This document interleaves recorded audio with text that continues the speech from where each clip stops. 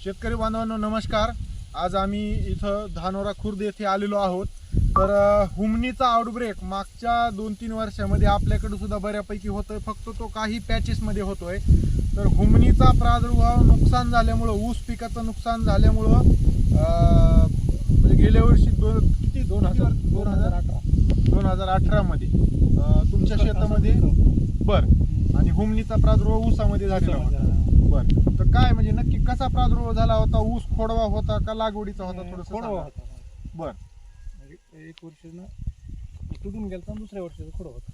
बर बर बर तर मग काय कशी परिस्थिती झाली होती त्या ऊसाच्या रानामध्ये? काय ते मी बघितलं तर खाली समजा असं ढकललं, असं खाली हुमण्या दिसल्या। म्हणजे ऊसाला असेच भुंगे पण झाले त्या वर्षी, पण मला आठवत आहे। बर, जूनच्या वेळेस भुंगे असेच झालेले होते। त्यावेळेस पासून मी आठवणीनं हे लक्ष ठेवलं। आणि युट्यूबला आपल्या जे आपल्या नॅचरल शुगरला कोणते ती साहेब आहेत बघा आपले,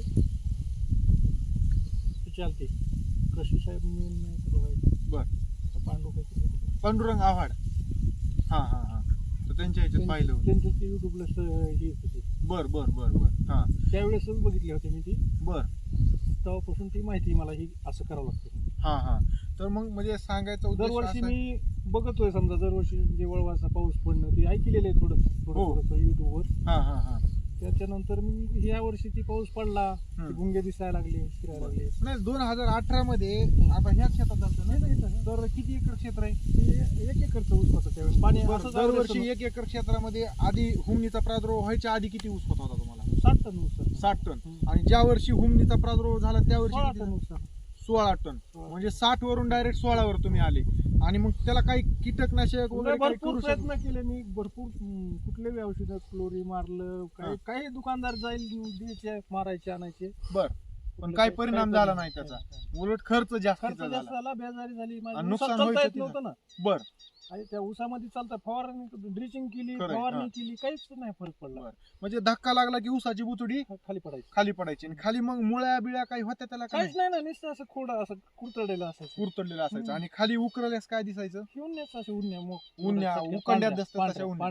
तर शेतकरी बांधवांनो, आपण ऐकलं असेल शेतकरी महोदयांचं जे आहे ते 2018 मध्ये प्रचंड मोठ्या प्रमाणामध्ये ऊस पिकाचं नुकसान झालेलं होतं। तर आता हा आउटब्रेक परत पुढे आपल्या पिकामध्ये येऊ नये या अनुषंगाने सर्व शेतकऱ्यांनी, बरं आता जी काही पाऊस पडला तर कुठल्या झाडाखाली तुम्हाला जे आहे ते हुमणीचे हे भुंगेरे जे आहे ते निदर्शनास आले? झाडाखाली नाही दिसले, वरी आता इथे एक बाबळ आहे माझ्या शेतात, ते दाखवा। हे बाबळ आहे इथं। त्याच्यानंतर इथं शेवग्याची झाड आहेत। बर, शेवग्याचं झाड इकडचं, हे पण लिंबाचे झाड आहेत इथंच। बरोबर आहे, पलीकडचं लिंबाचं झाड। म्हणजे सांगायचा उद्देश उद्देश, कारण आता शेतातच वस्तीवर राहतोय, त्याच्यामुळे माझं पूर्ण निदर्शन असतं शेतात काय होईल काय नाही। बरोबर आहे, कारण आता सगळं म्हणजे सांगायचा उद्देश, आता इथं आंब्याचं झाड आहे पण त्याच्यावर जास्त तुम्हाला दिसले नाही, पण बाबळीचं झाड त्याच्यावर जास्त दिसले, शेवगा, लिंब, कडुलिंबाचं झाड, ह्या झाडावर मोठ्या प्रमाणामध्ये तुम्हाला ते रात्री किती वाजता दिसायला चालू होते? दिवस मावळला की चालू होते। बरं, म्हणजे 6:30च्या पुढे 7च्या सूर्याचा प्रकाश आता अंधार पडायला चालू झालं ते। बर, तर इथं काय हे प्रयोग केला होता तुम्ही ते सांगा?